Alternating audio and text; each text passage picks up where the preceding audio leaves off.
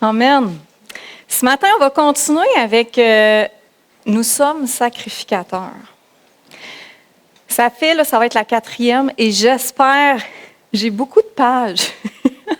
Et là, j'ai dit, Seigneur, on va voir si on est capable de finir ça aujourd'hui. J'aimerais ça, puis sinon, on va le laisser parce que je pense vraiment que c'est important, ce qu'on est en train de voir.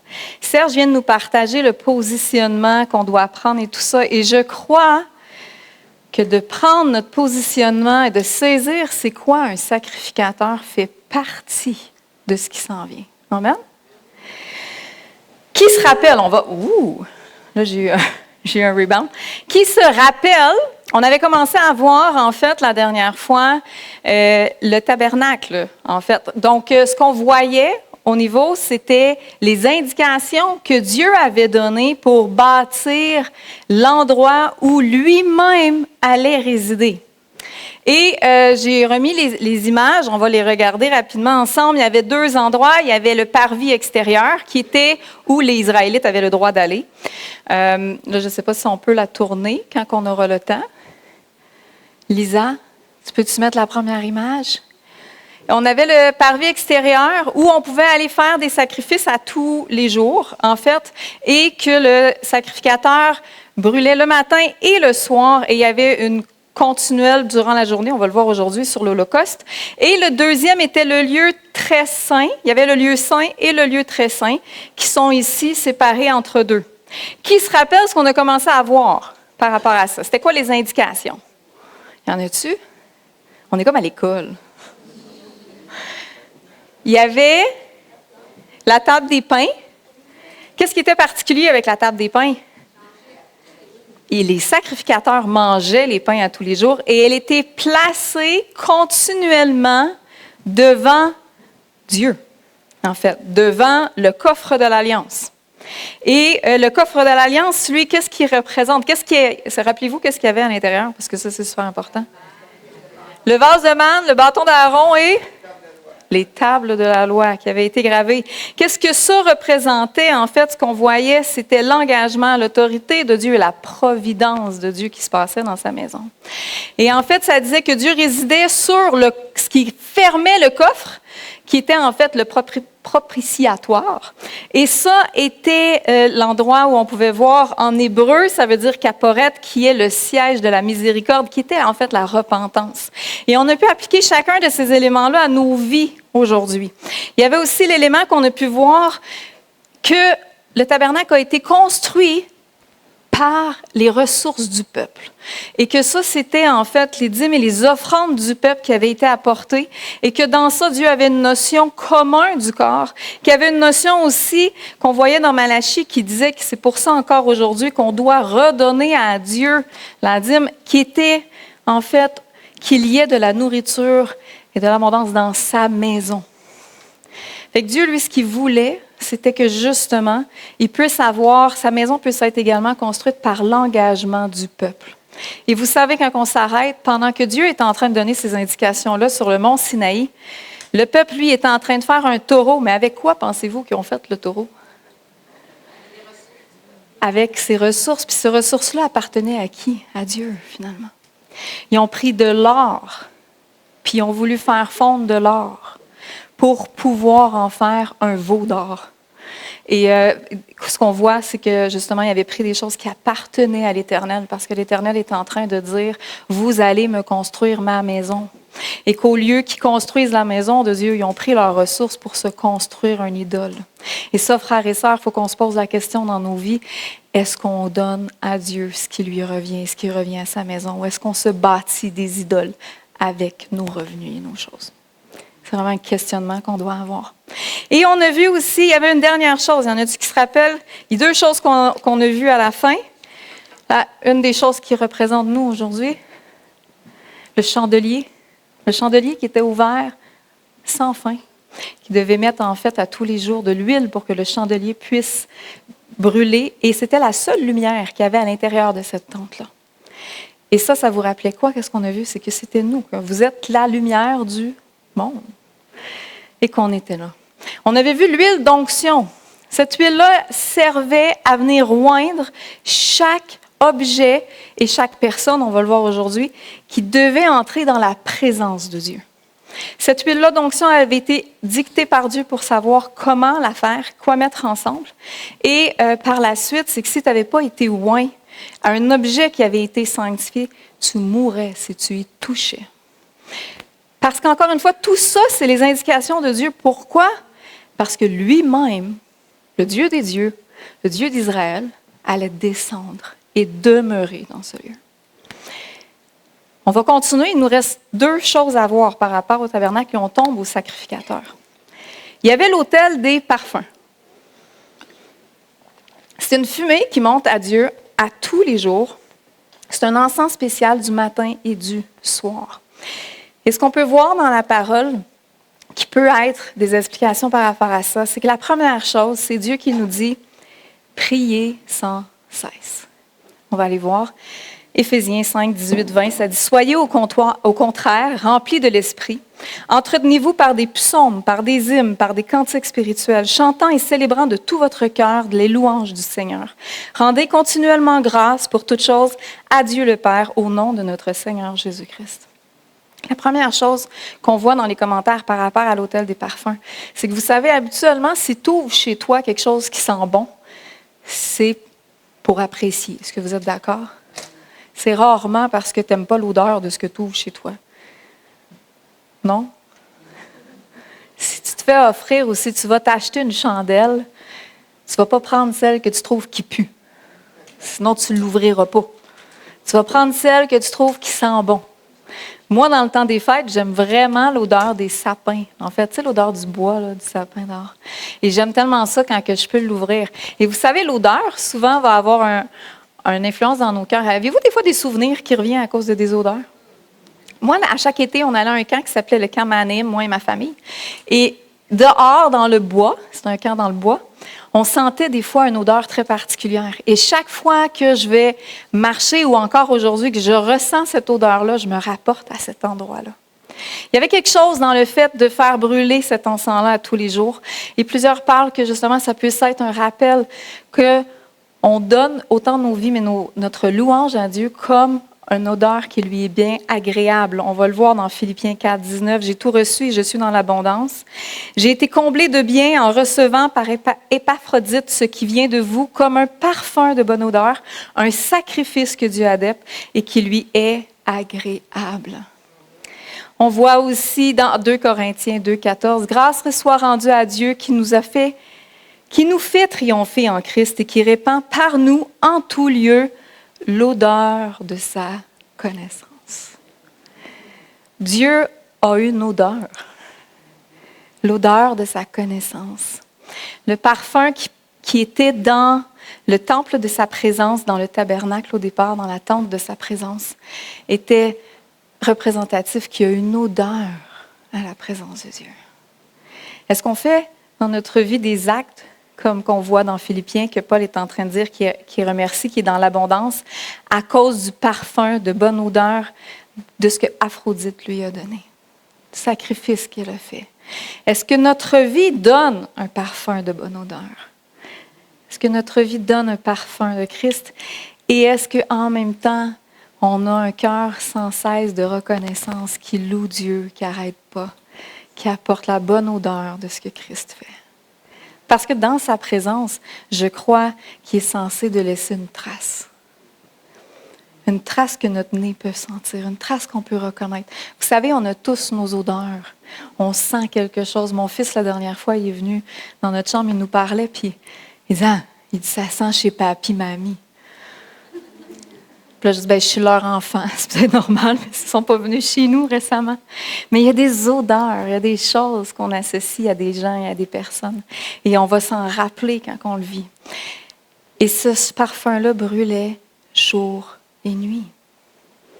Est-ce que notre vie brûle de l'odeur de Christ dans nos vies? Il y avait l'autel des holocaustes à l'extérieur. Ça, c'était l'autel où, à tous les jours, matin et soir, il y avait un sacrifice pour le péché. En fait, ça dit Lévitique 6, 12 à 13. « Le feu brûlera sur l'autel. Il ne s'éteindra point. Chaque matin, le sacrificateur y allumera du bois, arrangera l'holocauste et le brûlera, la graisse des sacrifices d'action de grâce.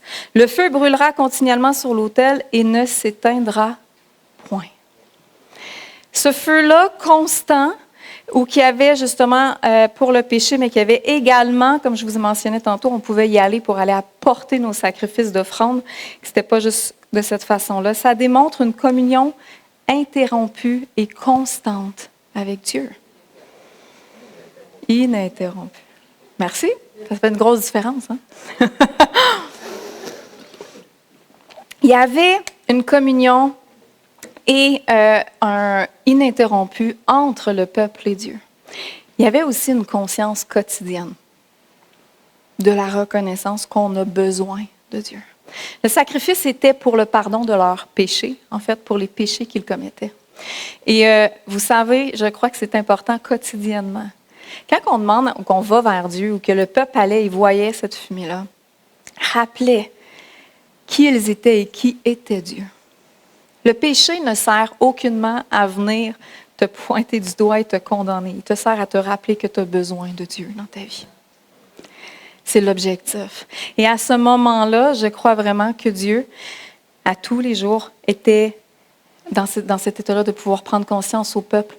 On a besoin de toi et on est béni de ta présence dans le camp. Vous savez, si on s'arrêterait à tous les jours puis qu'on se dirait, « Hey Seigneur », puis là, moi, quand j'étais jeune, j'avais comme, je suis sûre que je ne suis pas la seule, là, mais tous ceux, je pense, qui ont connu, sont viennent d'une famille chrétienne, on a tous eu le syndrome, à un moment donné, de prier à tous les soirs pour faire sûr que tous nos péchés étaient pardonnés, pour faire sûr qu'on montait au ciel. On se couchait, puis là, c'est le Seigneur, péché connu, pas connu, ce que je sais pas, ce que je sais, je te demande pardon, parce que si tu viens me chercher ce soir, je vais aller au ciel. Puis c'était vraiment quelque chose, puis quand tu arrivais chez toi, puis si tes parents n'étaient pas là, tu te disais, j'ai manqué l'enlèvement, tu sais, quand ils étaient censés d'être là. On a tous, je pense, vécu ça en tant qu'enfant. Mais il y a quelque chose qui était beau dans ça, pas l'aspect répétitif ou robotique, mais l'aspect de pouvoir se dire, j'ai besoin de toi, Seigneur. Je suis pécheur, j'ai besoin de toi. C'est cette communion-là que Dieu veut avec nous. Cet honneur-là aussi de s'arrêter puis de dire, imaginez-vous à tous les jours, il y avait le don, il y avait l'opportunité de faire ça, de donner un sacrifice à Dieu parce que Dieu lui-même était là. Et c'est ce qui est beau. Visiblement et par leur action, ils reconnaissaient à tous les jours l'honneur et la bénédiction d'avoir Dieu lui-même parmi le peuple. Est-ce que nous, on est dans cet état-là? Est-ce que nous, on reconnaît ça? Ça dit, Psaume 3,16, « Reconnais-le dans toutes tes voies et l'aplanira tes sentiers. » Ça dit, « Je suis le cep et vous êtes le serment, celui qui demeure en moi et en qui je demeure porte beaucoup de fruits, car sans moi, vous ne pouvez rien faire. » Ce sacrifice-là quotidien rappelait au peuple que sans lui, il ne pouvait rien faire. Combien de batailles ils ont gagné parce qu'ils étaient le peuple de Dieu? Avez-vous déjà lu l'Ancien Testament? C'est que ça. Puis même les fois où ils se détournaient de Dieu, puis après ça, ils disaient, on vient de perdre une bataille, ils s'en allaient vers Dieu, Seigneur, je t'en prie, fais-nous gagner la bataille, retournaient et gagnaient la bataille. Rappelez-vous cette bataille qu'ils ont gagnée parce que Moïse avait les bras dans les airs? Constamment, dans leur vie, ils voyaient la main de Dieu, mais aussi constamment dans leur vie, ils se devaient de préserver la présence de Dieu dans leur vie. Je ne sais pas dire un village, mais ce n'est même pas un village parce qu'ils se promenaient. Là. Je ne sais pas comment appeler ça. Dans leur camp. C'est bon, ça. Dans leur camp. Et pour faire ça, parce que quel honneur d'avoir Dieu lui-même avec eux, il fallait, là, c'est beaucoup de détails ce qu'on vient de voir. Est-ce que vous êtes d'accord avec moi? Il y a beaucoup de choses dans cette tente-là. Beaucoup de règles aussi. On ne peut pas toucher. Ce n'est pas n'importe qui peut le faire.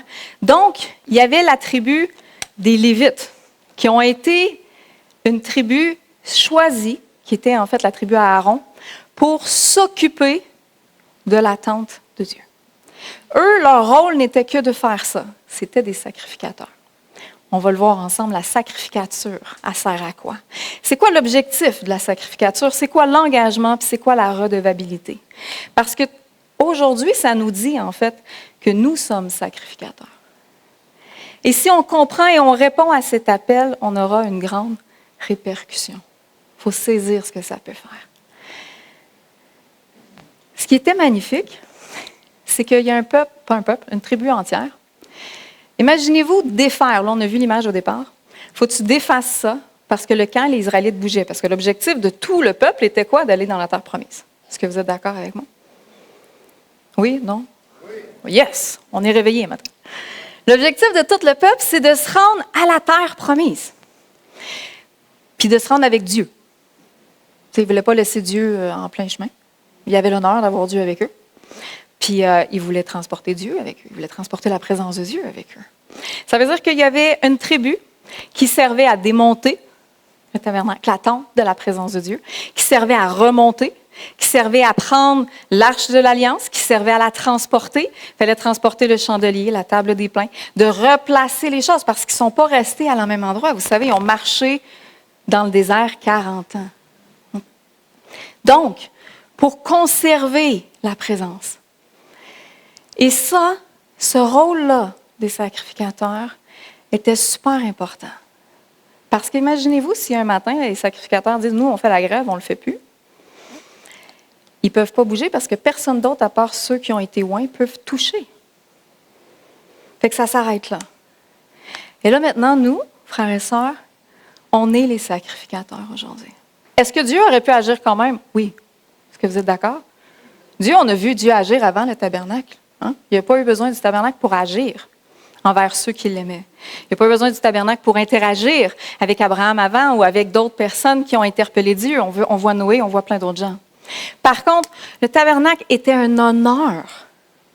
Et là, comprenez-moi bien. Vous savez, Dieu peut agir au-delà de ce que nous, on décide. C'est vrai, il est Dieu. Mais Dieu nous donne l'honneur d'être en nous et avec nous. Comme Dieu a donné l'honneur au peuple d'être appelé le peuple de Dieu, d'être appelé son peuple. Nous, on vient de chanter ce matin, « Je suis enfant de Dieu ». Quel honneur! Je suis enfant de Dieu. Quel honneur! Le grand Dieu qui a fait la terre, qui a fait le ciel, qui a fait notre vie, c'est mon Père. C'est quelque chose. Et nous sommes sacrificateurs. Vous savez, ce qu'on voit, puis ce qu'on va remarquer, c'est qu'il y avait une chose. Hébreux 7, 23, ça dit « De plus, il y a eu des sacrificateurs en grand nombre parce que la mort empêchait d'être permanent. » Ça veut dire que pendant des années, toute la tribu, comme d'autres êtres humains, mouraient, naissaient, mais qu'il y a eu beaucoup de sacrificateurs jusque-là qui devaient porter. Parce qu'après le tabernacle, ça a été, ils ont construit le temple. Et là, c'était au temple que ça devait être continué. Et dans le temple, il devait toujours avoir des gens qui étaient de la lignée et qui étaient choisis. Pourquoi? Pour que la présence de Dieu demeure et s'occuper de tout ce qu'on vient de voir. Par contre, Jésus-Christ lui-même, Hébreux 9, versets 7 à 8, il dit « Et dans la seconde, le souverain sacrificateur seul entre une fois par an, non sans y porter du sang qu'il offre pour lui-même et pour le péché du peuple. Le Saint-Esprit montrait par là que le chemin du lieu très saint n'était pas encore ouvert tant que le tabernacle subsistait. » Jusqu'à la venue de Jésus, il y avait des hommes qui s'occupaient de la tribu de Lévite, qui s'occupait de la tente de la présence de Dieu. Et par ça, ce qui était en train d'être montré dans ce que Hébreux nous dit, c'est que le Saint-Esprit montrait que par là, le chemin du lieu très saint n'était pas encore ouvert. Ça veut dire quoi? Ça veut dire qu'aujourd'hui, il est ouvert. Vous savez, quand Jésus-Christ il est mort sur la croix, qu'est-ce qui s'est passé avec le rideau du temple? Il s'est déchiré. Tout d'un coup, Dieu était accessible à tous. Dieu était accessible à tous. On n'était plus obligé de faire tous les rituels qu'on vient de voir. On n'était plus obligé d'entretenir de la même façon. Par contre, les rituels en soi n'étaient plus importants, mais les conditions restaient les mêmes. On a vu que ça avait besoin de sanctification. On va voir ici comment ils ont mis en place les sacrificateurs. Apocalypse 5, 9 à 10, ça dit « Tu es digne de prendre le livre et d'en ouvrir les sceaux, car, il parle à Jésus, l'ange parle à Jésus, car tu as été immolé et tu as racheté pour Dieu par ton sang des hommes de toute tribu, de toute langue, de tout peuple et de toute nation. Tu as fait d'eux, moi et vous, un royaume et des sacrificateurs pour notre Dieu, et ils régneront sur la terre. » Là, il se passe quelque chose d'extraordinaire. C'est que le grand Dieu est maintenant ici, dans ce lieu. Puis si je m'en vais au centre d'achat, aux promenades du cuivre, notre grand Dieu est aux promenades du cuivre. Puis que si je m'en vais à l'école, notre grand Dieu est dans l'école. Si je rentre dans une banque, le grand Dieu est dans la banque. Amen? Ça veut dire que tout d'un coup, Dieu nous fait sacrificateurs, mais temple également. Les deux en même temps. Tu es sacrificateur, mais tu es également le temple de Dieu. Et le premier rôle qu'on a, c'est d'être intendant de sa présence. Tu es le temple. Ça ne veut pas dire parce que c'est, comme on se parlait la dernière fois, le jour qu'on a donné notre vie à Jésus. On dit, Seigneur, viens dans ma vie, rentre dans mon cœur. Parce que par Jésus, j'ai le chemin de Dieu, comme on vient de voir. Alors, Jésus rentre. Et aujourd'hui, c'est aussi simple que de dire une phrase. Seigneur, je te donne ma vie. C'est simple comme ça. Que le grand Dieu peut être ici. C'est magnifique. Mais dans cette simplicité-là, on oublie qu'est-ce qui est derrière. On oublie ce que ça prend. Et ça dit en Corinthiens 3, 16 à 17, « Ne savez-vous pas que vous êtes le temple de Dieu et que l'Esprit de Dieu habite en vous? Si quelqu'un détruit le temple de Dieu, Dieu le détruira. Car le temple de Dieu est saint et c'est ce que vous êtes. » Dans l'Ancien Testament, on voit que si on n'avait pas été oint et qu'on touchait aux choses de Dieu, on mourrait. Dans le Nouveau Testament, on voit que si on veut détruire le temple de Dieu, Dieu nous détruira. C'est sérieux, frères et sœurs. Dieu n'a pas changé entre l'Ancien et le Nouveau. Dieu ne veut pas plus compromettre sa présence. Ça veut dire que Dieu veut être avec nous, mais qu'on se doit, il y a deux choses dans ce qu'on voit, on a une redevabilité de qui habite en nous. Comme le peuple avait une redevabilité d'être le peuple de Dieu et d'avoir la présence de Dieu. Le temple, c'est l'endroit où il réside. Ça veut dire que comme dans le tabernacle, ce qu'on a vu, il y a une notion de sanctification. Et ça, par quoi on l'a? Par Jésus-Christ. Amen. Jésus-Christ vient, c'est pas nous qui font l'œuvre, une chance, parce qu'on ne serait pas capable de le faire. Mais Jésus-Christ vient et sanctifie notre cœur, notre vie, par son sang, par le renouvellement qu'on peut vivre avec le Saint-Esprit. Il faut se rappeler une chose, si on est le temple de Dieu, on ne peut pas vivre comme on vivait avant. Ça dit, Exode 19, 22, que les sacrificateurs qui s'approchent de l'Éternel se sanctifient aussi, de peur que l'Éternel ne les frappe de mort. On va dire, on aime moins cette partie-là. Il y a quelque chose. Puis ce n'est pas une question de condamnation que Dieu est en train d'apporter, c'est une question que Dieu ne va pas faire de compromis avec sa présence. Ça veut dire que si on veut conserver la présence de Dieu, il y a une sanctification qui doit venir dans notre cœur. Il y a un désir de sanctification. Il faut saisir que le grand Dieu qui habite en nous est saint. Par contre, il y a quelque chose aussi d'extraordinaire, parce que c'est ce qui est magnifique avec Dieu. L'ennemi va nous faire voir souvent, là, je lis cette partie-là, puis là, c'est dur, puis là, c'est de la condamnation, puis je ne sais pas ce qu'il veut faire avec votre cœur, mais arrêtez-le. Fermez-lui la bouche, là, s'il fait quelque chose en ce moment. Parce que c'est magnifique de laisser Dieu nous sanctifier. C'est magnifique de suivre ce que Dieu veut. Parce que Dieu, ce qu'il veut pour vous et moi, c'est la vie. Et ce qu'il voulait avec les Israélites, c'est oui, il y avait des règles, mais ce qu'il voulait avec les Israélites, c'est qu'ils soient porteurs de qui lui était, que ça soit su, que ça soit vu, qu'ils soient bénis, qu'ils répondent. Ils gagnaient des batailles, ils faisaient le reste. Fait que ça aurait pu être un Dieu qui nous demande quelque chose unilatéralement. Ça veut dire, faites juste m'écouter, puis ça s'arrête là. Non, on a un Dieu qui, dans sa nature, nous aime. Et ce qu'on voit, ce qui l'apporte à faire descendre sa présence sainte du ciel, c'est qu'il veut être en présence avec nous. C'est qu'il veut être dans notre présence. Le Seigneur voulait habiter en Joanne. Il voulait habiter en Serge, il voulait habiter en Nathalie. Il voulait habiter ici. Le Seigneur voulait être dans notre présence. Il voulait habiter en toi aussi, Patrick. Il m'a levé sa main. Le Seigneur veut être en notre présence. Le Seigneur nous aime. Et c'est ce qu'on a vu au début de cette série-là, c'est que c'est un cœur d'un Dieu extraordinaire, grand, qui n'avait pas besoin de nous, mais qui veut être avec nous. Et parce qu'il veut être avec nous, même s'il n'en a pas besoin, c'est 100% de l'amour, parce qu'il n'en retire rien entre vous et moi, là. On n'a rien à apporter à Dieu. Est-ce que vous êtes d'accord? C'est Dieu. Mais c'est de l'amour pur. C'est de l'amour qui fait, moi, je veux être avec ma création. Je t'ai créé parce que je t'aimais. Je t'ai créé parce que je voulais être avec toi. Par contre, il est Dieu. Puis il ne peut pas amoindrir ce qu'il est. Fait qu'il est en train de dire, j'avais fait les choses parfaitement dans le Jardin d'Éden. Maintenant, c'est plus parfait. Mais même si c'est plus parfait, moi, je vais venir vers toi. Moi, je suis un Dieu parfait, mais je vais envoyer mon Fils. Je vais reconnecter le lien. Sanctifie-toi et je pourrai rester dans ta présence. Amen. C'est extraordinaire comment Dieu nous aime. C'est extraordinaire.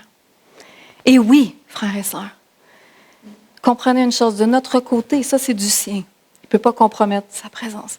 De notre côté, on ne peut pas avoir l'honneur d'avoir un Dieu extraordinaire, la puissance d'un Dieu extraordinaire en nous, en voulant diminuer le Dieu extraordinaire à rien. Est-ce que vous me suivez? Je ne peux pas dire, j'ai Dieu, il est en moi, je suis le temple de Dieu. Je peux faire des miracles. C'est vrai? Est-ce que vous êtes d'accord?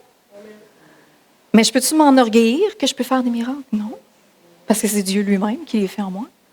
Mais ce Dieu-là habite en moi. Fait que je suis très contente de ce qu'il m'apporte. Je ne peux pas me tourner de bord puis diminuer qui il est et vivre une vie qui n'est pas sanctifiée pour porter sa présence. Amen. C'est ça que Paul est en train de nous parler. C'est pour ça qu'il faut faire taire l'ennemi. Parce que c'est pas vrai ce qu'il est en train de dire, de vouloir faire. Mais oui, puis là, c'est là, puis c'est une histoire de loi. Non, c'est pas une histoire de loi. C'est une histoire de relation entre moi et Dieu et de ma place à garder Dieu, le Dieu très saint, à l'intérieur de moi. Et savez-vous ce qui est quoi aussi? C'est d'honorer qui il est. Je veux pas diminuer qui est Dieu. Voulez-vous diminuer qui est Dieu? Je veux pas diminuer qui est Dieu. Fait que parce que je veux pas diminuer qui est Dieu, je vais le laisser me transformer. Je vais le laisser sanctifier ma vie. Mon désir va être, Seigneur, je veux être saint comme tu es saint. Parce que tu es grand, puis tu es encore plus grand que moi, et je veux garder ta présence près de moi. Je veux tout ce que tu es, finalement. Pas juste une partie. Et comprenez, frères et sœurs, que quand l'ennemi vient avec des mensonges pour amoindrir des choses, ce qu'il est en train d'amoindrir, c'est le grand Dieu. Il veut l'apporter à un petit Dieu. Parce qu'une vie pas sanctifiée, qui pense qu'un grand Dieu peut vivre à l'intérieur, ça ne fonctionne pas. Est-ce qu'on est d'accord? Il faut mettre des vérités en lumière. Mais il y a quelque chose de magnifique là-dedans. C'est que ça vient avec une protection. Parce qu'il a dit que quiconque, si quelqu'un détruit le temple de Dieu, Dieu le détruira. Y a-t-il quelqu'un qui peut toucher un cheveu de ta tête? Non. Pourquoi? Parce que tu es le temple de Dieu. On en a parlé ce matin. Bernard, il dit tantôt, tu es immunisé. Ambassadeur, tu portes l'ambassade, tu portes le royaume. Parce que tu es le temple, il y a une protection sur ta vie. Amen. Ça dit, tu ne craindras ni les terreurs de la nuit, ni la flèche qui vole le jour, ni la peste qui marche dans les ténèbres, ni la contagion qui frappe en plein midi. Que 1000 tombent à ton côté et 10 000 à ta droite, tu ne seras pas atteint. Pourquoi? Parce que tu es le temple. Amen? Tu es le temple. Fait qu'il y a une protection, il y a un honneur, il y a la main de Dieu sur ta vie. Fait que oui, il y a une redevabilité, mais en même temps, Dieu est Dieu, sa nature est là. Et il y a quelque chose qui te protège. C'est un honneur d'être le temple de Dieu. C'est un honneur de porter sa présence. Amen? Fait que maintenant, on va voir. Ça, c'est le temple, c'est ce qu'on est. On a vu les parties du temple qui nous habitent. On a vu la lumière, on a vu le reste. Maintenant, on va voir la partie de sacrificature. C'était quoi un sacrificateur? Il y avait tout un ordre, une procédure avant une investiture pour mettre comme un protocole, merci, pour mettre comme sacrificateur. Puis je vous le dis, c'est tout dans Lévitique 8. Mais Exode 28, 41, Dieu avait dit à Moïse, « Tu en revertiras Aaron, ton frère et ses fils avec lui. Tu les oindras et tu les consacreras, tu les sanctifieras et ils seront à mon service dans le sacerdoce. » Et là, voyez ce qu'ils ont vécu. Nous, on ne vit pas ça aujourd'hui, là. Mais je me suis un peu imaginé. J'aimerais ça qu'on voit, j'ai une image d'un sacrificateur, je pense que c'est après ça. Oui. Est-ce que vous trouvez qui détonnent dans le peuple, probablement? On les voyait, hein? Il ressemble à Robert Deschaines. C'est Robert Deschaines en sacrificateur. J'aurais dû y penser avant, ça aurait été pas pire. Tu veux les bijoux qui vont avec, hein? La première chose qu'on va voir, tu peux la laisser là, je vais lire les versets, puis on va venir avec l'image habillée, là. La première chose qu'ils font, c'est dire, tu vas répandre. Je répandrai sur vous une eau pure et vous serez purifiés. Là, je vais simplifier, c'est Lévitique 8, si vous voulez aller le lire, allez le lire. Mais la première chose, c'est qu'ils doivent être lavés. Ils ont pris de l'eau, ils ont lavé les sacrificateurs. Et dans le Nouveau Testament, on voit aussi, dans Ézéchiel 36, 25, ça dit, « Je répandrai sur vous une eau pure et vous serez purifiés. Je vous purifierai de toutes vos souillures et de toutes vos idoles. » La première étape, c'est il y a un lavement, il y a quelque chose qui se passe à l'intérieur. Deuxième verset, « Mais si nous marchons dans la lumière, comme il est lui-même dans la lumière, nous sommes mutuellement en communion, et le sang de Jésus, son Fils, nous purifie de tout péché. » Il y avait une chanson quand on était jeune, là, tu sais, qui parlait, là, laver la tâche, là. Si le mal, il fait une tâche, je connais quelqu'un qui saura l'enlever. La chantiez-vous ici, là? Ouais. Voilà, lave mon visage. C'était le début que je cherchais. Oui! Fait qu'ils ont lavé le visage au début. Ils n'ont peut-être pas chanté la chanson, mais bon, ils ont lavé le visage à Aaron et ses fils et à la tribu. Et justement, si le mal, il fait une tâche, il y a une idole, s'il y a quelque chose, il sait le laver, il sait enlever la tâche. Il se passe ça. Donc, ils sont lavés pour commencer. Et vous savez, frères et sœurs, la première chose que nous devons faire, c'est que Dieu vienne laver notre cœur et notre vie. Amen. C'est la première chose qu'il faut qu'il se passe. La deuxième, il est venu les habiller. On a vu comment il était habillé. L'habit qu'ils portaient était la preuve visible qu'ils étaient sacrificateurs. Tu ne peux pas marcher comme ça puis te passer inaperçu. Si je mets ça puis je m'en vais dans la ville, on va me voir. Okay? Par contre, aujourd'hui, on n'est pas habillé d'une façon visible, mais on doit porter du fruit qui devrait être visible. Ce qu'on voit ici, c'est que la première chose, il portait une pièce portée sur la poitrine, ce que tu souhaites avoir, Robert, contenant 4 rangées de 3 pierres précieuses. La sardoine, la topaze, l'émeraude, du rubis, du saphir, des diamants, de l'opale, de l'agate, de l'améthyste, du chrysolite, de onyx puis du japs. Chacun gravé au nom des 12 tribus. Ça, c'est dans Exode 28. Par contre, si tu veux les 12 pierres, c'est un rappel qu'ils étaient au service du peuple. Ils portaient sur leurs vêtements les 12 tribus que leur service portait. Frères et sœurs, on est censé, par nos actions, avoir une conscience qu'on porte les enfants de Dieu, le royaume de Dieu, pour l'extérieur. C'est censé d'être visible. On est censé aussi, ça dit, mais revêtez-vous. Nous, on doit revêtir de quoi dans cette procédure-là? De Jésus-Christ, et n'ayez pas ce soin de la chair pour satisfaire les convoitises. Romains 13, 14. Ça, c'est notre revêtement de sacrificateur, frères et sœurs. C'est ce qu'on doit porter. Et c'est ce qui est censé. J'ai vu une parole de Jérémie Potin, je l'ai beaucoup aimée. Ça dit, ne contemple pas de survoler les Écritures. Laisse le Saint-Esprit les graver sur ton cœur. Fais pas juste, il faut que tu le portes, cet habit-là de sacrificateur. Tu es sacrificateur. Il faut que tu portes le caractère de Christ. Fais pas juste, il y a un verset qui dit, fais pas juste lire, puis qu'après ça, que tu oublies quand que tu t'en vas, puis comme ce que tu as vu dans un miroir, puis que tu pars, puis que tu oublies l'image que tu as vue. Tu dois prendre ta parole et tu dois la laisser transformer ton caractère.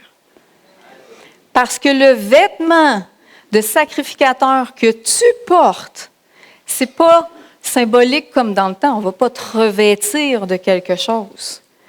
C'est ta vie en soi. C'est ton caractère. C'est le fruit que tu vas porter.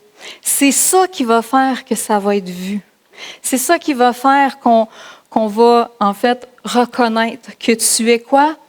Au service de Dieu. Les sacrificateurs avaient l'honneur, mais la charge d'être au service de Dieu. Notre vie, notre vêtement, notre témoignage doit démontrer qu'on est au service de Dieu. Ça veut dire que si tu vois, puis en pensant, le service de Dieu, les 12 pierres qu'ils portaient, c'est qu'ils avaient conscience que leur service était pour les autres. Frères et sœurs, si on viendrait à tous les dimanches matins avec un cœur en portant les 12 pierres, en ayant conscience qu'on est au service de Dieu pour les autres, on aurait une Église complètement différente. Si tu passes, c'est pour ça que je vous disais au départ, si vous saisissez votre rôle de sacrificateur, l'impact, la répercussion va être extraordinaire. On doit porter, on doit se revêtir du caractère de Christ. Ça, c'est notre habit. Le premier, on doit être lavé par lui.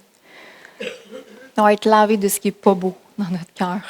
On doit être lavé de ce qui ne lui ressemble pas. On doit être purifié. Et le deuxième, on doit être habillé. On doit voir les fruits. Portez donc du fruit qui confirme votre changement d'attitude. C'est Matthieu, c'est Jésus qui le dit, Matthieu 3, 8. Amen. La deuxième chose qu'ils ont faite avec Aaron et ses fils, ils les ont oints. Ils ont pris l'huile et ils les ont oints d'huile. Et quand ils les ont oints d'huile, ça démontrait qu'ils étaient séparés, qu'ils devaient être sanctifiés et qu'ils devenaient aptes à toucher aux choses également sanctifiées de Dieu. D'accord? C'est quoi ça maintenant? Pour nous, aujourd'hui, 1 Jean 2, 20, vous, au contraire, vous avez été oints du Saint-Esprit, par celui qui est saint, et vous avez tous la connaissance. On se doit de laisser le Saint-Esprit. Il y a un autre endroit qu'on voit, puis on va le voir un peu plus loin, mais dans la parole que ça nous parle, qu'on peut remplir notre rôle parce que le Saint-Esprit nous rend capables. Amen. Ça veut dire que nous, aujourd'hui, vu qu'on a été oints comme les sacrificateurs du temple, on a accès à ce qui est saint. Êtes-vous excité quand je vous dis ça? On a accès à ce qui est saint. Ça veut dire qu'on a accès à tout ce qui est Dieu. Là, ça commence à être excitant. On a accès à tout ce qui est à l'intérieur de Dieu. Parce qu'on a accès à la présence de Dieu. Ça veut dire que j'ai accès au miracle. Amen. Ça, sans le Saint-Esprit, tu n'y as pas accès. Amen. Est-ce que vous êtes d'accord avec moi? Super. Je veux que Dieu me lave. Je veux que Dieu me purifie. Je veux la repentance dans ma vie. Parce que je veux aussi revêtir l'habit qui me revêt parce que je veux l'onction du Saint-Esprit.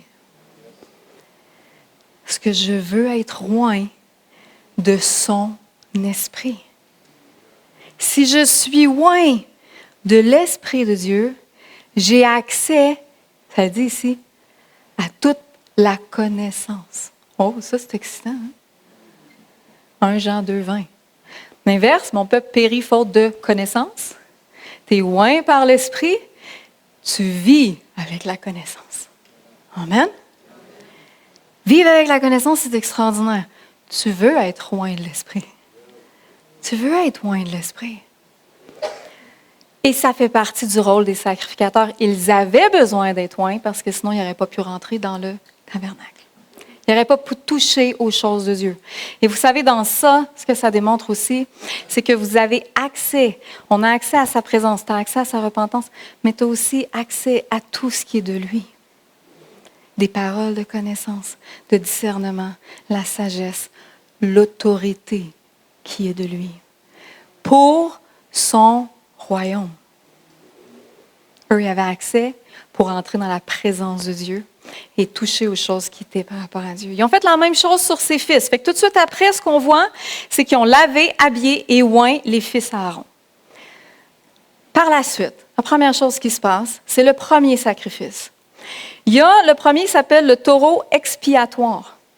Ils ont imposé leurs mains sur le taureau qui était synonyme qu'eux reconnaissaient, et c'était comme un transfert de leur péché, en fait, qu'ils le mettaient, et à ce moment-là, en imposant les mains, ils reconnaissaient qu'ils avaient péché, ils tuaient la bête, puis c'est comme la purification qui se passait. Par contre, pour nous, aujourd'hui, dans Hébreux 10, 18 à 22, ça dit « Or, là où il y a pardon des péchés, il n'y a plus d'offrande pour le péché. » On n'a pas besoin, nous, aujourd'hui, là, on ne va pas aller chercher un taureau, je ne sais même pas où j'irais le chercher, en fait, pour l'apporter ici, pour qu'on mette tous nos mains dessus, qu'on mette une personne et qu'on le fasse. On n'a plus besoin de ça. Et c'est pour ça qu'on ne le voit plus, à cause du sacrifice de Jésus-Christ lui-même. Ça dit ainsi donc, frères, je suis à la suite de Hébreux 10, 18, 22. Puisque nous avons au moyen du sang de Jésus une libre entrée dans le sanctuaire par la route nouvelle et vivante qu'il a inaugurée pour nous au travers du voile, c'est-à-dire de sa chair. Et puisque nous avons un souverain sacrificateur établi sur la maison de Dieu, qui est Jésus-Christ lui-même, approchons-nous avec un cœur sincère, dans la plénitude de la foi et les cœurs purifiés d'une mauvaise conscience et le corps lavé d'une eau pure. Paul est en train de reprendre ce que je viens de vous parler, puis il est en train de l'appliquer aux gens à l'époque, parce que c'était révolutionnaire. On n'a pas besoin d'offrir aujourd'hui un sacrifice, c'est celui de Jésus-Christ. Par contre, on se doit de passer par la repentance. Cette étape-là des sacrificateurs, ils devaient la faire à chaque année quand ils rentraient dans le lieu très saint. Ça, c'était juste c'était Aaron, le grand sacrificateur, avait le droit de rentrer et devait à toutes les fois refaire ça. Donc, se re-sanctifier, redemander, c'est comme une étape de repentance. Et nous devons le faire au quotidien, frères et sœurs.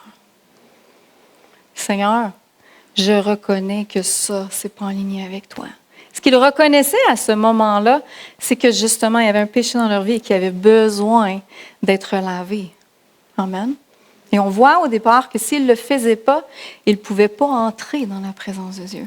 Frères et sœurs, c'est tellement important parce que vous savez quoi, si ce concept-là est appliqué au quotidien dans notre vie, ça va nous protéger, premièrement, mais ça va aussi permettre, parce que la présence de Dieu est là, à ce qu'elle puisse encore plus se manifester. Amen. Fait que l'étape de la repentance est super importante. Et on va y revenir parce qu'à chaque fois qu'il rentrait dans le lieu très saint, une fois par année, il devait le refaire. Et nous devons le refaire parce qu'à tous les jours, on est dans un lieu très saint, il est avec nous. Amen. Donc, ça doit être quelque chose au quotidien. La deuxième, on l'a vu un peu tantôt, c'était l'autel des holocaustes. Ils font un sacrifice, le bélier de l'holocauste qu'ils appellent. Ce sacrifice-là était un peu pour tous, c'était plus général, ils ont remis leurs mains. Et il a été consumé en totalité. Le dernier sacrifice qu'ils ont fait qu'on est quasiment rendu à la fin de l'investiture, à la fin du protocole un peu qu'ils faisaient. Il y avait un dernier qui était un bélier, qui était chef de troupeau, qui a été Puis ils appellent ça le sacrifice, en fait, de consécration. Et à ce moment-là, ils brûlaient la moitié, en mangeaient en partie, et l'autre partie ont été aspergées de son sang.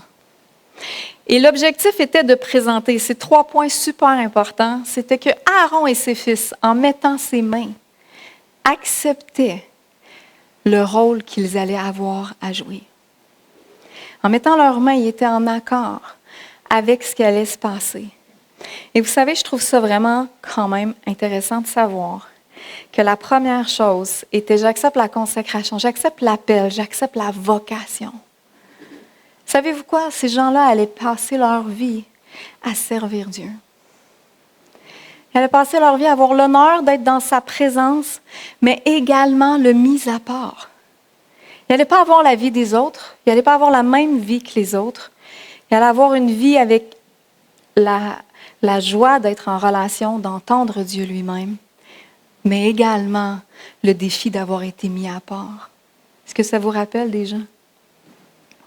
Ça, c'est vous et moi, frères et sœurs.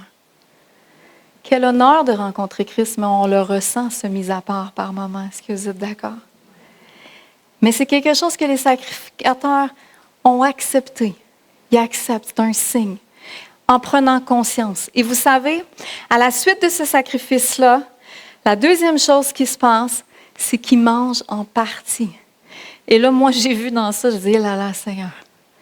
Parce que vous allez voir, après tout ça, ils sont envoyés pendant 7 jours dans l'attente de la rencontre, jour et nuit. Et la seule nourriture qu'ils peuvent manger, c'est une partie de ce taureau-là.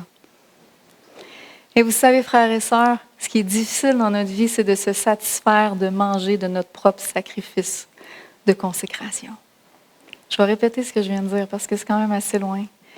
Ils ont mangé le sacrifice qui démontrait qu'ils acceptaient d'être consacrés. C'était ce qui les a nourris, ce qui les a tenus pendant 7 jours. Ce que Dieu nous appelle de nous nourrir, c'est de notre sacrifice de vie. Est-ce que vous me suivez? Dieu veut que ta nourriture, que tu acceptes, que quand tu dis Seigneur, j'accepte de te suivre, j'accepte d'être mis à part, j'accepte l'appel, j'accepte la vocation, j'accepte la consécration. Mais ça se peut qu'à un moment donné, tu trouves ça long peut-être de manger de la même chose. C'est pas facile de vivre dans le sacrifice. À ce moment-là, ils mangeaient, ils se sont nourris du sacrifice de consécration. Frères et sœurs, il faut apprendre. J'ai déjà dit une chose parce que le Seigneur m'avait repris il y a plusieurs années, mais le Seigneur m'avait dit, vas-tu arrêter de subir ton appel et de vivre ton appel? Est-ce que tu subis parfois d'être le temple?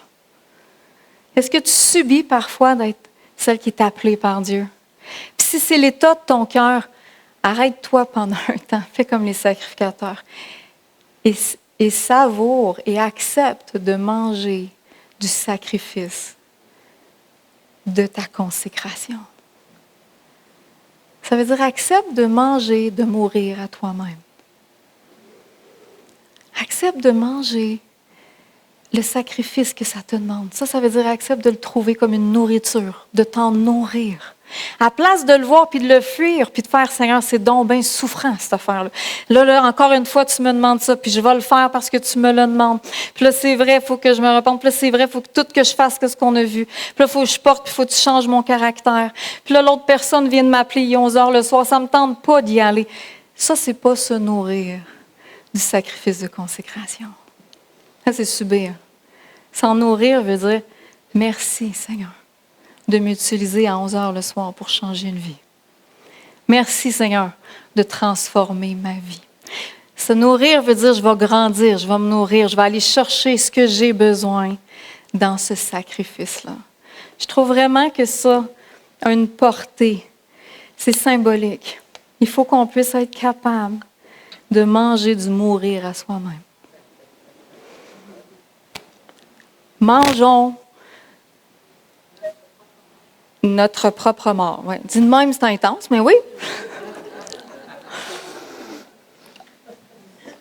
Pendant 7 jours. 7 jours, 7 nuits.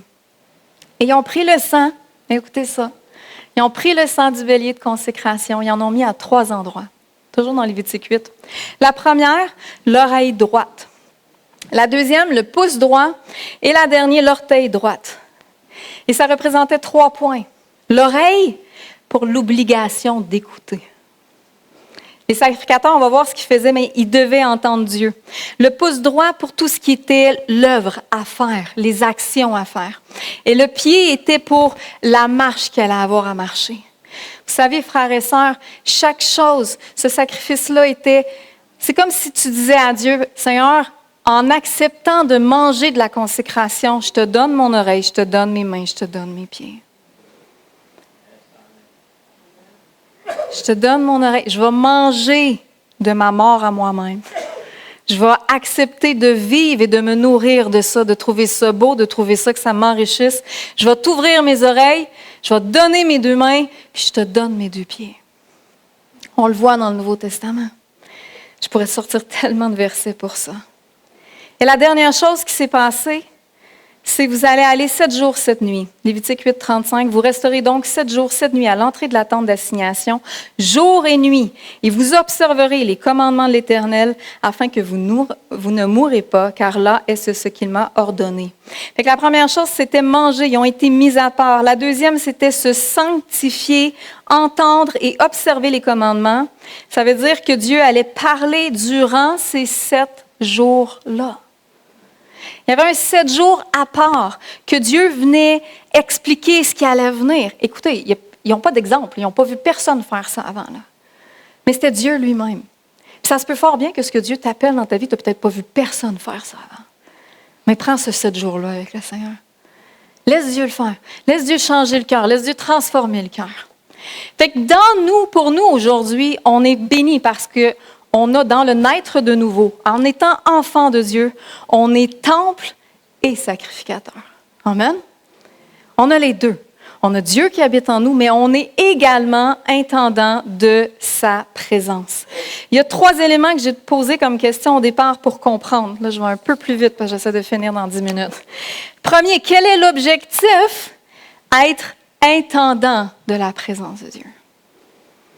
L'objectif qu'on soit, vous et moi, sacrificateurs aujourd'hui, c'est d'être intendant de sa présence. Le deuxième, c'est quoi l'engagement? C'est de te mettre au service des gens de la part de Dieu. Amen. Et le dernier, c'est quoi ta redevabilité? C'est ta sanctification. Ça, c'est les 3 points pour avoir une grande répercussion. Fait que les sacrificateurs ont 3 éléments vraiment importants. Le premier, c'est sont mis à part pour le fonctionnement en Israël. Ils ont été mis à part. Ils n'avaient pas accès à l'héritage du pays. Ils recevaient que les dîmes des tribus. Les gens partaient, mettons, en guerre, dans les guerres qu'ils pouvaient le faire, revenaient avec des butins de guerre. Les fois où Dieu leur permettait. Ces butins-là, ils s'enrichissaient, est-ce que vous êtes d'accord avec moi, faisaient grandir leurs choses. Les Lévites, eux, n'avaient pas le droit d'y aller. Par contre, quand le peuple sortait comme ça, ils revenaient et donnaient 10% à la tribu de Lévi. De là vient la dîme. Donnaient à la maison de l'Éternel pour qu'il y ait de la nourriture dans sa maison.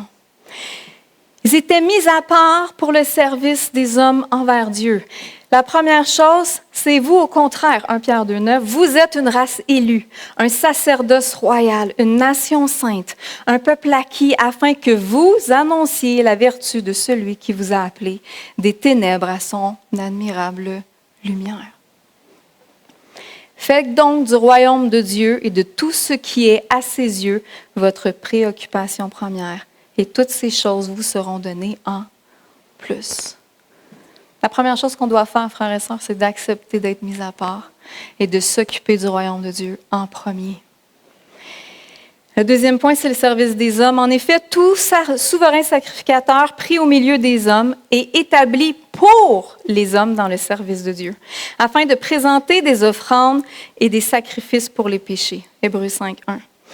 Fait qu'au service des hommes, il se devait d'enseigner. Lévitique 10, 10 à 11, ça dit, vous devez distinguer. Il parle aux sacrificateurs, ce qui est saint et ce qui est rituellement pur de ce qui est impur. Vous devez aussi être capable d'enseigner aux Israélites toutes les ordonnances que l'Éternel leur a données par Moïse.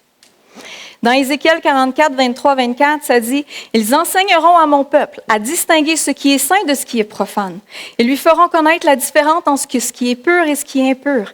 Ils seront juges dans les contestations. Ils jugeront d'après mes lois. Ils observeront aussi mes lois et mes ordonnances dans toutes mes fêtes. Ils sanctifieront mes sabbats. Ézéchiel 44, 23. Ça, c'était ce que les sacrificateurs devaient faire. Il y avait un rôle d'enseigner, il y avait un rôle de juger, il y avait un rôle de trancher. Nous, aujourd'hui, frères et sœurs, la première chose, c'est enseigner. Paul est celui qui l'a le plus fait. Est-ce que vous êtes d'accord? Toutes les lettres de Paul, c'est des enseignements de Paul. Paul avait saisi qu'il était sacrificateur. Ça dit dans la parole, « Allez et faites des nations des disciples, les baptisant au nom du Père, du Fils et du Saint-Esprit, et enseignez-les à observer tout ce que je vous ai prescrit. Et voici, je suis avec vous tous les jours jusqu'à la fin du monde. » Le sacrificateur, ce qu'il faisait dans le temps, est notre appel aujourd'hui, frères et sœurs. On se doit d'aller, de faire des nations des disciples. On se doit d'enseigner sa parole. On se doit de faire connaître aux gens qui est Dieu. Amen. Paul, il dit, Philippiens 4,9, « Ce que vous avez appris et reçu et entendu de moi, et ce que vous avez vu en moi, pratiquez-le. Et le Dieu de paix sera avec vous. » Tu dois connaître ta parole. Tu dois t'instruire. Parce qu'en tant que sacrificateur, tu es celui qui est censé de porter sa parole, de porter sa connaissance, de faire connaître aux gens qui il est. C'est le rôle du sacrificateur. C'est ton rôle. On est sacrificateur. Tu te dois de le savoir et faire propager. Ça dit aussi que seul celui qui a l'Esprit de Dieu peut juger. Amen. C'est pour ça qu'on le voit dans l'Ancien Testament avec c'est à ça qu'il fait référence Paul quand il en parle, parce qu'on le voit avec les sacrificateurs, qu'ils étaient ceux qui pouvaient juger des choses. Ils étaient juges et appliquaient les lois de l'Éternel dans chacune des situations. Dans le même contexte, tu es appelé à discerner, comme ce qu'on vient de voir. Quand il jugeait, il devait avoir un discernement. Ça dit cependant, nous aussi, nous annonçons une sagesse aux croyants adultes dans la foi, une sagesse qui n'est pas de ce monde, ni celle des grands de ce monde, qui sont destinés à disparaître. Non, nous exposons la sagesse de Dieu secrète et cachée, ce qu'on vient de voir que les sacrificateurs faisaient, que Dieu avait préparé avant le commencement du monde en vue de notre gloire. Je ne parle pas de la gloire de Dieu ici.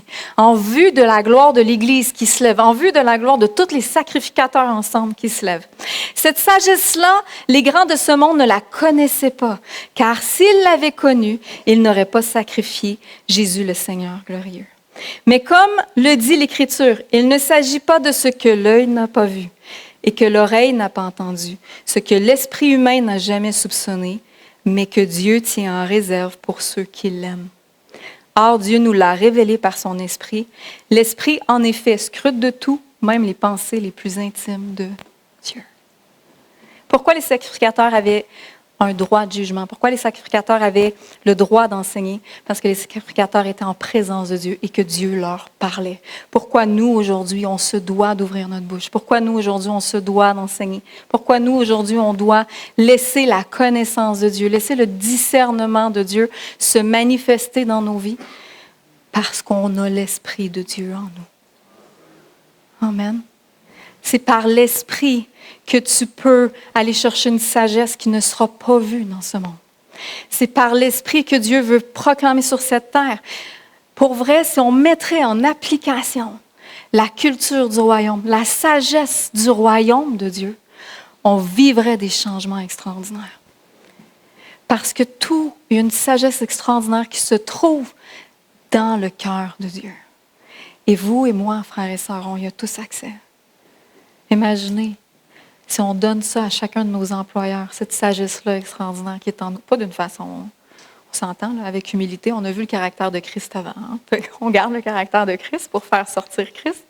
Donc, imaginez si on commence à laisser l'Esprit parler sur notre travail, sur les méthodes de travail, sur les conflits d'employés, sur plein de choses, comment on va voir Dieu agir. On est sacrificateurs, frères et sœurs. On est ceux qui sont censés enseigner, discerner, être mis à part pour recevoir de Dieu. L'autre chose qu'ils sont appelés à faire, et on le voit dans d'autres circonstances, c'est intercéder. On a vu Moïse le faire dans Exode 33, ça dit, « Alors l'Éternel, en fait, ce qui se passe à ce moment-là, c'est que le peuple a péché, justement.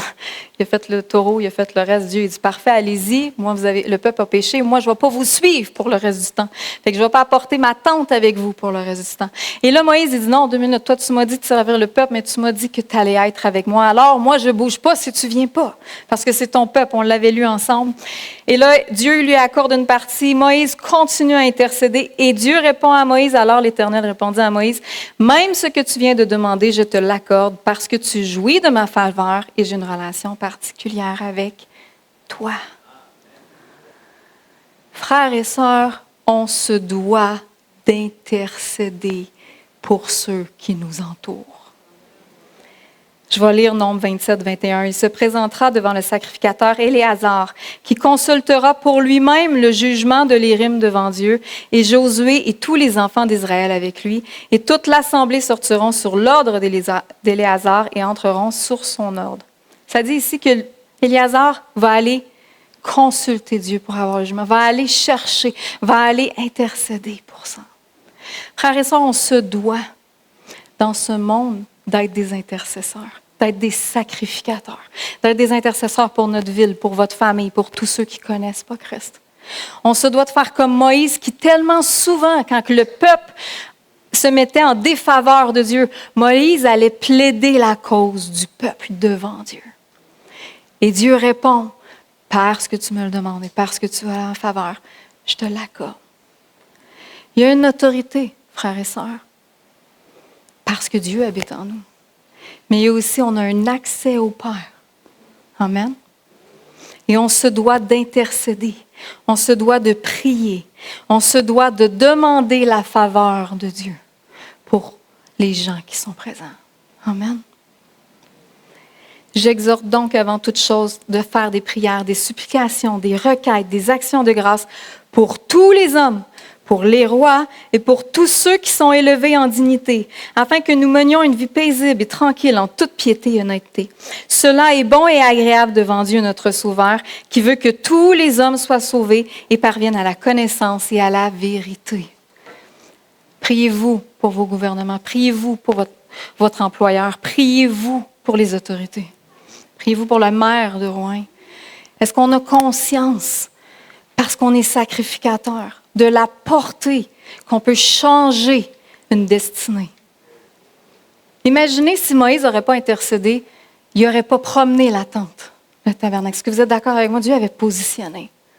Mais parce qu'un homme de foi, et c'est ça un sacrificateur, parce qu'un homme qui se positionne, s'est levé en position pour le peuple. Parce que vous savez, il y a des choses qu'on voit maintenant dans le cœur d'un sacrificateur. Les choses qu'on peut voir, puis dans Éléazar aussi. C'est que tu es appelé à discerner, à entendre la voix de Dieu, à servir le peuple. Les 12 pierres servaient le peuple. Tu es appelé à cultiver ta relation avec Dieu comme eux cultivaient la présence de Dieu dans le tabernacle, mais également à être celui qui prend cette présence-là et la propulse à l'extérieur. Amen. Tu te dois d'intercéder pour changer les choses, comme qui a été fait. Parce que le cœur de l'Éternel, et c'est ce qu'on voit dans 1 Timothée 2, 1 à 14, ça dit à la fin, « Cela est bon et agréable devant Dieu, notre Sauveur, qui veut que tous les hommes soient sauvés et parviennent à la connaissance de la vérité. » Ce que Moïse a fait, c'est qu'il est arrivé devant Dieu, a rappelé à Dieu sa promesse envers le peuple d'Israël. Puis Dieu a dit, parfait, tu vas ma faveur. Moi, je veux aller devant Dieu et rappeler à Dieu la promesse pour Rouyn-Noranda. La promesse pour l'Église. Amen. On ne peut pas prendre à la légère le rôle de sacrificateur, frères et sœurs. Le dernier qu'on peut voir, puis ça m'a surpris parce que je ne le connaissais pas, c'est que les sacrificateurs se tenaient à leur poste et les Lévites avaient leurs instruments faits en l'honneur de l'Éternel par le roi de David pour les chants et les louanges de l'Éternel. 2 Chroniques 7, 6. Chaque jour, les Lévites et les sacrificateurs louaient l'Éternel avec des instruments qui retentissaient en son honneur. 2 Chroniques 30, 20. On se doit, frères et sœurs, d'influencer par notre louange. Amen. On se doit d'être porteur de la louange de l'Éternel. Dans Psaume, ça dit que mon âme se glorifie en l'Éternel, que les malheureux écoutent et se réjouissent. Et exaltez avec moi l'Éternel. Célébrons tous son nom. J'ai cherché l'Éternel, il m'a répondu. Il m'a délivré de toutes mes frayeurs. Qu'est-ce qui est porté par ta bouche? Est-ce que tu dis à ton travail? Est-ce que tu parles autour? On parle de louange avec la musique, mais on parle aussi de la louange en l'élevant. Hey, merci Seigneur pour ce que j'ai eu en fin de semaine. Hey, merci Seigneur. Ou tu dis, c'est la chance. Non, il n'y a pas de chance.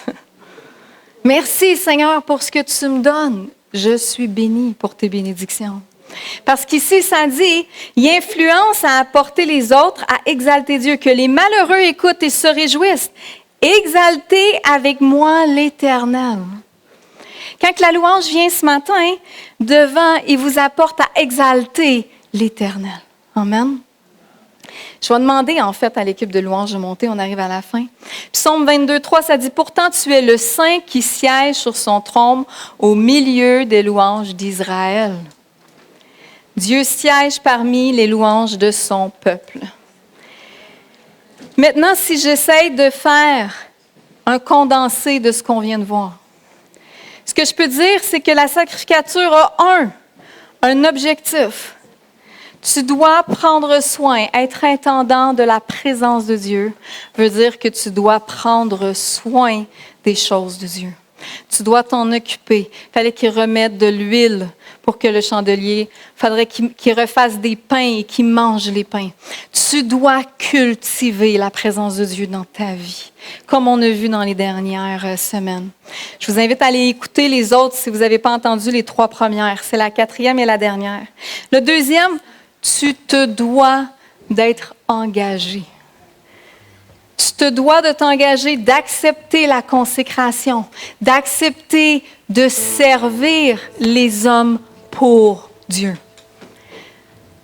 Le service, ce n'est pas pour soi-même, c'est pour Dieu, pour son royaume. Tu te dois d'accepter d'être mis à part. Comme on a vu, l'engagement, c'est être mis à part pour servir Christ, comme les Lévites. Et ta redevabilité, c'est ta sanctification. Tu es redevable de laisser Dieu sanctifier ton cœur, sanctifier ta vie. Tu es redevable de laisser Dieu transformer ton caractère. De porter cet habit-là que les sacrificateurs et de porter quelque chose qui est visible. Et de porter sur ton cœur, comme le pectoral, son peuple, son plan, son royaume. Ça veut dire que tu dois conserver, d'avoir conscience que Dieu porte dans son cœur son peuple, cette ville, tous ceux qui ne connaissent pas Dieu. C'est quelque chose qui était visible. C'est une consécration visible. Tu dois porter du fruit. On va voir. Ta réponse à cet appel, ta réponse à ce rôle, ta compréhension de cette identité-là de sacrificateur va avoir une répercussion énorme.